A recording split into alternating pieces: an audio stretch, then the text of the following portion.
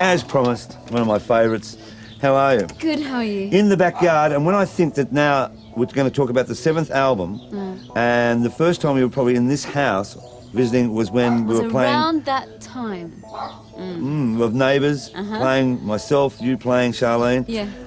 And I don't think Locomotion wasn't even released then. You were going to give me a record deal on Neighbours. Well, that's Something right, like that's that, right. 7th album, that's pretty daunting. And a different album, again. Yeah. Daunting but very exciting. Yeah. And strangely enough, I only have regular nerves. I mean, people have been saying, aren't you nervous because you've written this time on the album? And I'm not really nervous about that at all, but I have regular excitement, nerves, can't wait to get it out, interested to know what people will think of it. Yeah. Yeah. Well, tell us a bit about the album. I mean, like, you love going out and challenging yourself these days. I know you're the Manic Street Preachers with the single, but tell us about the making of this album. And how you come to choose, you know, the different people that worked on it for you. We kind of let a lot of it just develop along the way, and the only thing we really knew initially was that I wanted to write, and we thought the best place to start was with Brothers in Rhythm. Right. Who did Confide in Me and other tracks. And so I went in with them. I felt very comfortable working with them, and we knew we wanted to go through the Confide in Me door as opposed to other songs we'd done together. And then I was interested in working with other people, and Dave Ball was suggested. And I love the work of The Grid and Soft Cell, so that was...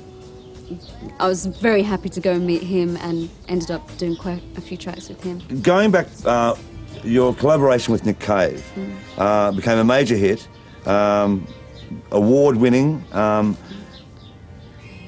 Your decision to do that, I mean, at the time, what were you thinking, you know? Because, I mean, when people said, Kylie and Nick working together, you know?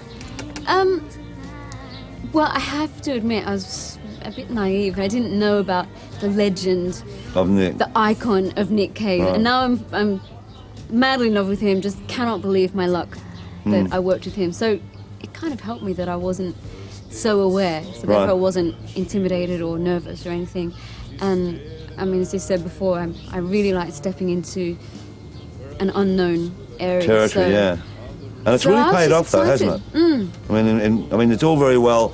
You know, again, you could have been very safe playing Kylie Minogue. The formula was like an amazing success formula, and not many tend to sort of go away from that. They think, oh no, that's too scary. You don't seem to ever be scared like that, you know?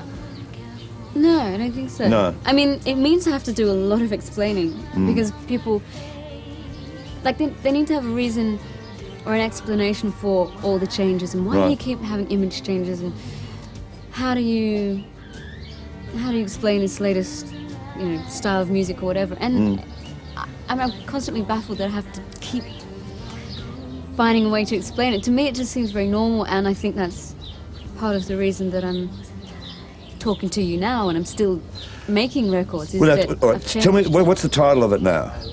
Kylie Minogue. Right, because originally it was going to be called Impossible Princess, and you changed that because of the tragedy of Diana.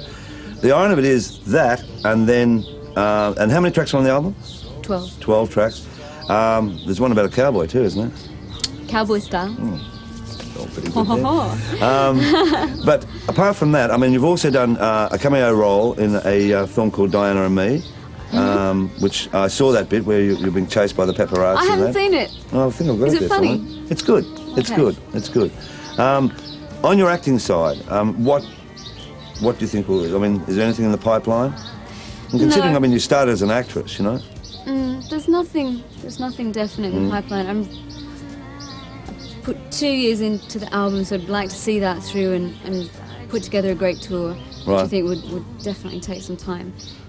But having said that, if I got an amazing offer, I would probably, you know, drift gently towards a great acting role for sure. And I'm very keen to do something that I could be proud of, because my recent forays into Hollywood were less than fulfilling. So something, I mean, like Delinquents, I think was a great start for me. That was good, and had I followed along that path, I'd probably have more to look back on and see a progression and Right. would hopefully see my work improving. So I almost need to start at the roots again. Here in this country, you're absolutely idolised, you know, and I mean, it's for different reasons. Certainly from, you know, like the dance market, they just absolutely adored you. The gay market, the straight market.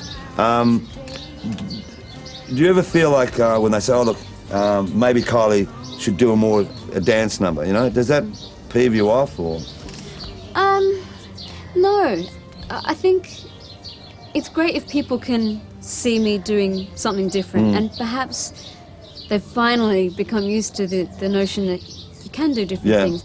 And I realised that you can't take away the pigeonhole thing that people have to label you as something. Sure. But what I've managed to do is just push my my walls quietly, make them, you know, my space to play in a little bit bigger.